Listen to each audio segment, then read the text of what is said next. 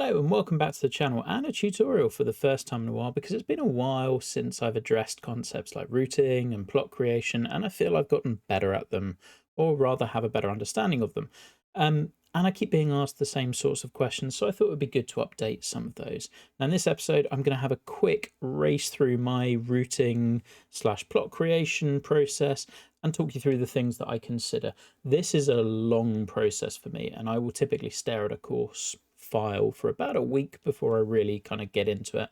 But that's really important for me to ensure that I feel like I've covered all the bases, made sure that I understand the plot of land that I'm working with, that it's got enough interest, and that I can really buy into the holes that I'm about to create. There'll still be editing after that, but I really think that thought process at the beginning, rather than just racing in, is absolutely crucial. So we're going to start by looking at the plot itself. I think you have to have a really big idea or something that you can totally get behind. Now, because we work on a video game, typically I will try to bring in multiple environments within the one plot, so it feels like you're not getting bored, because we have to engage people a lot more than you do in real life. In terms of environment change, because you're not feeling it in quite the same way. It's more sensory overload. So with this one, what we'd done is we'd created the mountains on the side. So this was a river valley. You would have had a river going through the middle, which kind of branches off and works its way up here, all the way up here, and through that way. Now, additionally, I also incorporated a couple of ravines feeding down from that, because I thought those would be an interesting way to do it. So there was one up there and one down there. And I'm doing a lot of this before I've even thought about where the holes are going to go. So this is all just, you create the plot and then try and come up with something for the routing later. You can see there's different kind of levels of the plot. There's the higher ground up here. You've got flatter terrain down in the base. You've got more elevation change around about up here. You've got some big views that are stretching over it as well. The next thing I think is really important to do is just check your scaling. So it's all well and good to have these giant mountains, but you need to make sure that those are going to transition relatively gently, and you are going to still have a land that is playable. Obviously, we can still sculpt this afterwards and tidy it up, but you want to not root yourself into a corner before you've even begun. So for example, yeah, I theoretically could go up here. That might lead to problems coming back down, but it's an option. You can always play God afterwards if you need to. But the key thing for me is kind of thinking, have I given myself enough land? That's quite a good width. So I'm viewing this as like, that's the width, and I've got this whole length in which to play with. So then you're kind of keeping your actual route, like your plots that is usable, relatively tight. If you try to use the entirety of the plot, you just won't be able to make it defined enough, and that will cause problems. Additionally, plant some trees down. These are all multi-planted acacias or cashmere elms, I can't remember which. Those can give you some boundaries as well to work around and just help frame and give you some scale as well. And as discussed, try to add those key features wherever you possibly can do. Then hopefully you've got your variety of different environments. So we've got riverbed, we've got highlands. It's a deserty sort of course, so there'll be some kind of more open, wasty areas. And then you've got different levels within that. So that's the plot. Now the routing process. And this is the bit I really want to address, because there's different ways in which you can do this. And part one would be looking at this in a big picture sense. So big picture might be, do I want to do an out and back? And if so, where am I going to? Like out and backs, I used to kind of not look down on, but I liked these really intricate routings. The other option might be you have a key feature and you revisit it multiple times from different angles. When I started out, I loved doing that. Now I kind of love the simplicity of a really good out and back routing, or just something that sees the big picture and goes, what is the most effective way to get around this, and what's going to make the most sense?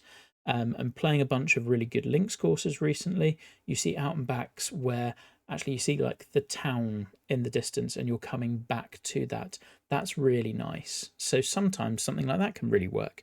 Additionally, you might want to look at it as as mentioned, do you want to visit that key feature multiple times? So if I was basing it around the river, how am I going to use that differently? Am I going to cross on a tee shot, cross on an approach shot, have it on the left, have it on the right, have it breaking up the landing area, have it on the left of a tee shot, have it on the right of a tee shot versus greens?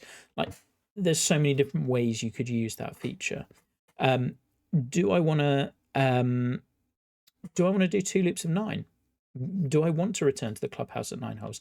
If so, your big picture could just be, well, front 9's going to go out here, back 9's going to be around here. And that ensures that you do visit different parts of the plot at different times, and it also compartmentalizes it a bit more for you as well. So there's no shame in doing that. Don't see that as beneath you. It's a really effective way to do it and make your task easier. Or you can go for the kind of what I would term as the fine detail approach. And that would be you literally just browse around, you find green sites that you think are really cool and you can't pass up, and you'd maybe mark out, I don't know, 20, 25 of them, 10 of them. It's up to you, however many you think. And then you just try to work in a routing that goes to those and then tidy up as you go.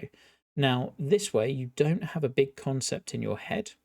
You'll see that, for example, I've noted down my clubhouse starting location. You could do that later.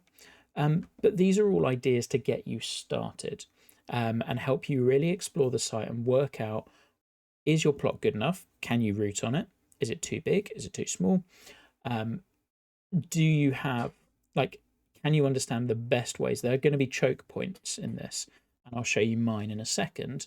Can you work out where those might be, and how are you going to creatively find ways to solve that?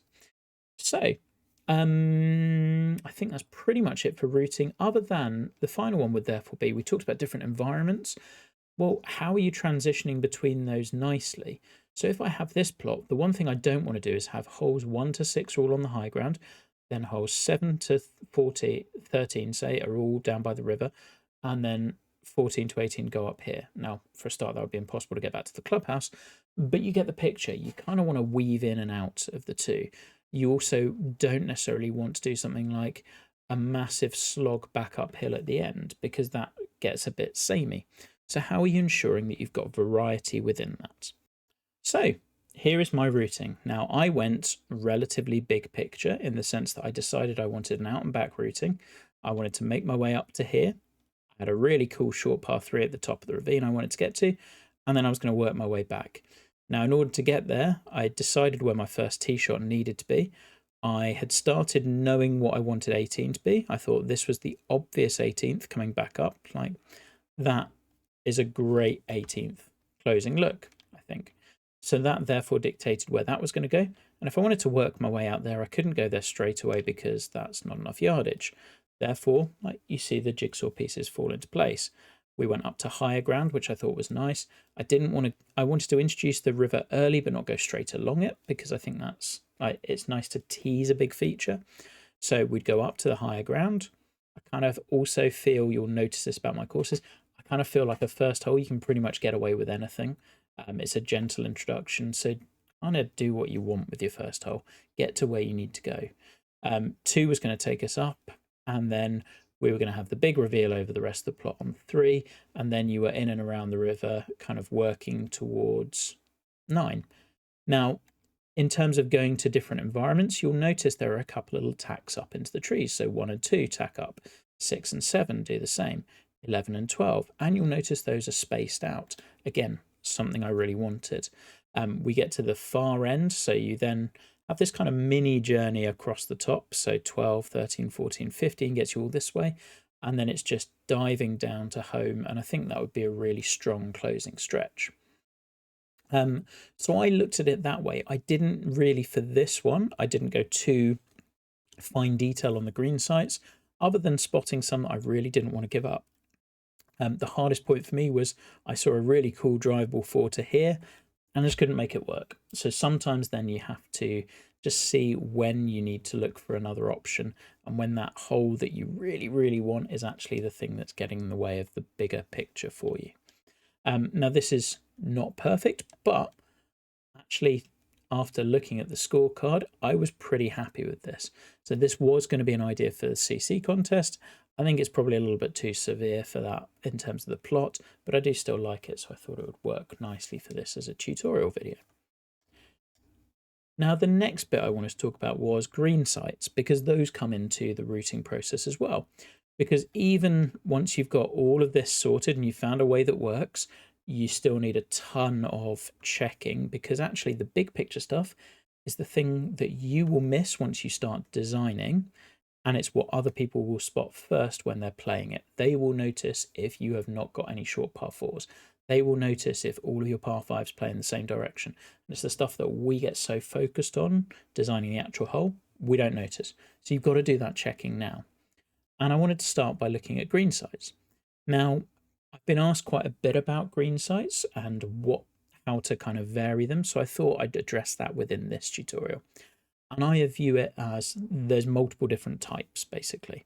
So I thought I'd kind of go through them and talk you through. So the first one I would define as a flat green site, and I'll give you a good example, is say 3. It's just sitting flat to the ground. Now this one, it's not really going to do anything. It's not raised up. It's not, so a raised up green would be something up here. It's not a bowl.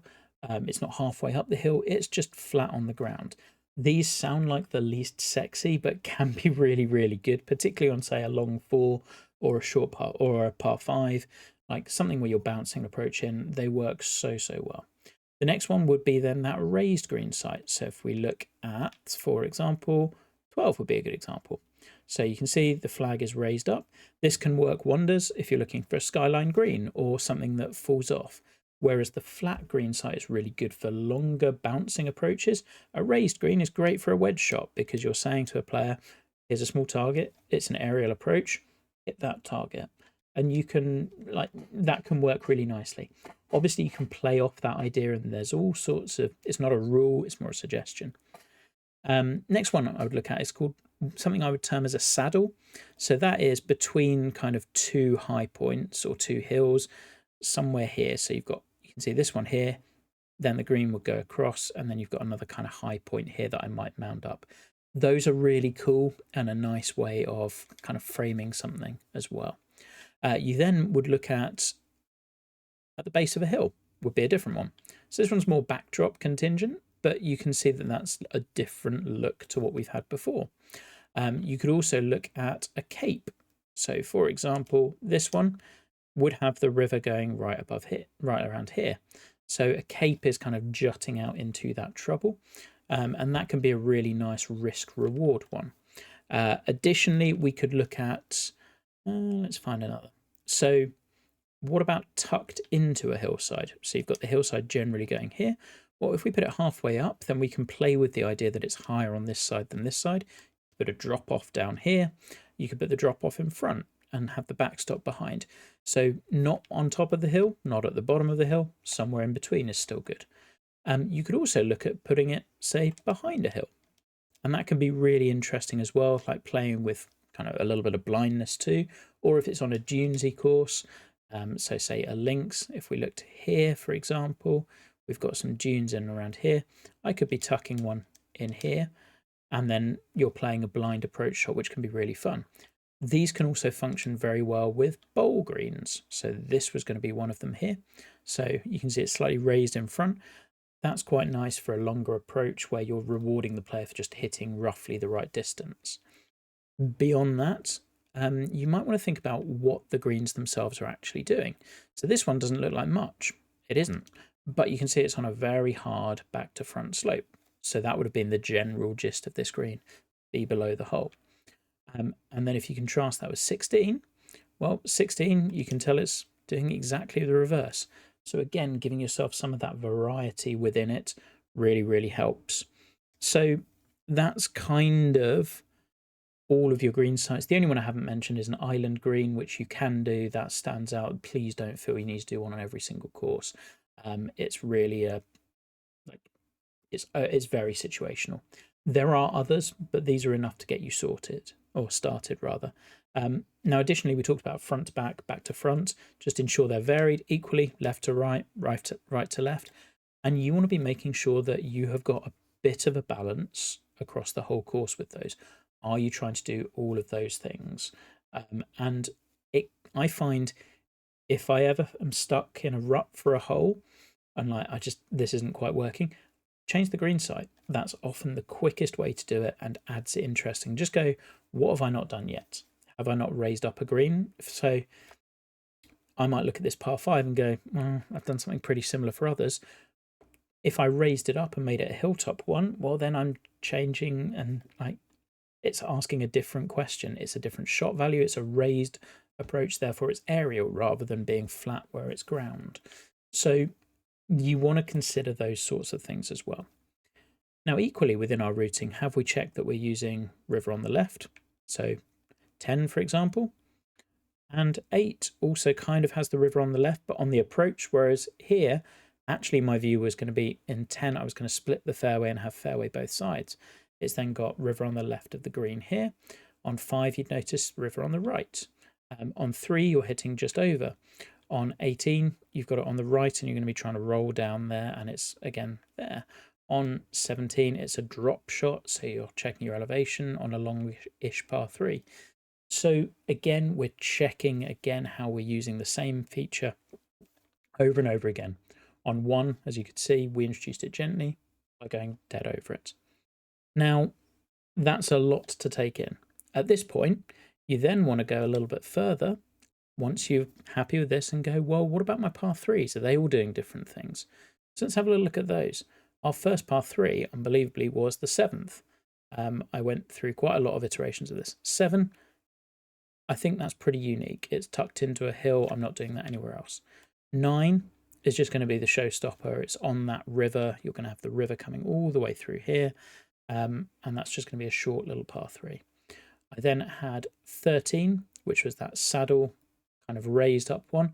Thought that was going to be a spectacular hole as well.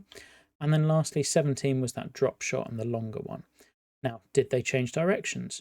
Well, 9 going that way, 7 going that way, 13 that way, 17 that way. Yes, they did. And then you'd want to do the same for your par 5s and your par 4s. And you'd want to check your distances and make sure those are varied. There is so much that goes into this. Have you balanced dog legs? Have you made sure that people can't shortcut and say, for example, for 10, can they go down 8?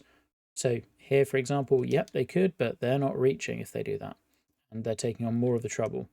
Or if they went down the other way, could that work? And you want to check all of this sort of stuff as well. And I realized that I was going to be able to make the fairway run out here. So there was no advantage, and then you're taking on the trouble there. So check those sorts of things. What about uphill shots versus downhill shots? What about side hill shots? What about going on a hole, going up and then down, or going down and then up? Both of those are really cool ways of doing it. What about a blind tee shot? Have you got that?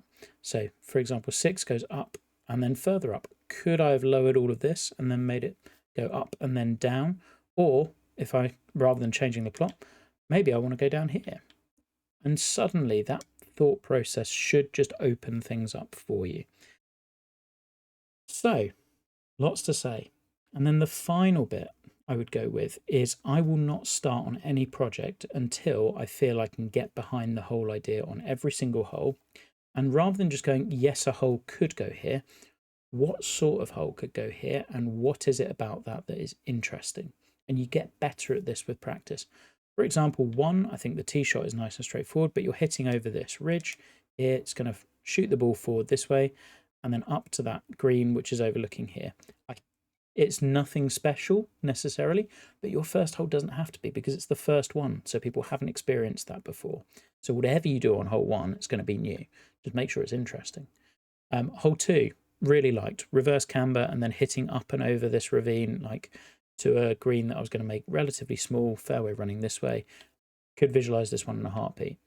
3, very downhill, very drivable, like loads of space to play with.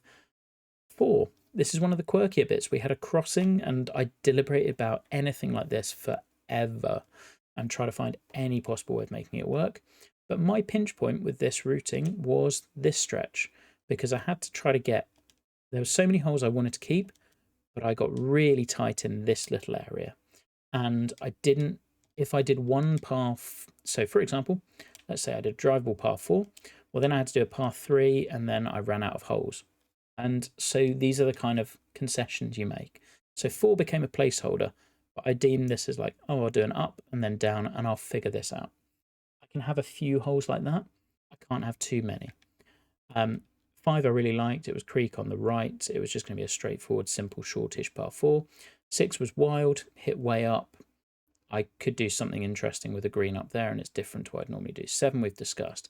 8, nice long 4 or short 5. I couldn't remember which I decided. But that Greensites did all the heavy lifting, and just I saw an easy way of bouncing an approach in. Water on the left, this is going to be fun. 9 sorts itself.